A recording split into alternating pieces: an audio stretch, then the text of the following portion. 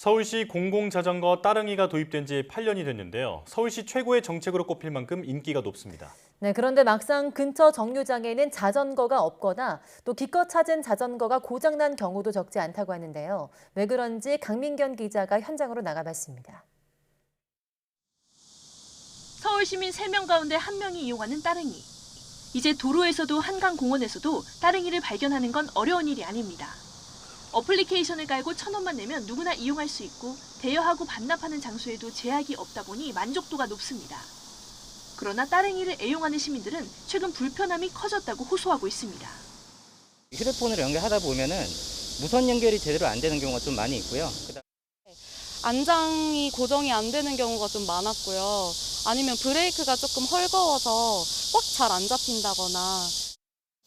문제가 뭔지 확인하기 위해 YTN 취재진이 출근 시간에 맞춰 서울 여의도를 찾아가 봤습니다. 페달이 부서져 덩그러니 놓여 있거나 바퀴 보호구, 벨이 손상된 따릉이를 어렵지 않게 찾을 수 있었습니다. 특히 출퇴근 시간대 특정 지역에만 몰리는 따릉이 배치 문제가 눈에 띄었습니다. 출근 시간이 다 지나지도 않았지만 회사 밀집 지역인 이 대여소엔 자전거가 80대 넘게 모여 있습니다. 반면 오피스텔 밀집 지역에선 따릉이가 한 대도 없는 모습을 볼 수 있었습니다. 인근 정류장에 찾아가 봤더니 배터리가 다 돼 탈 수 없는 따릉이 한 대만 덩그러니 놓여 있습니다.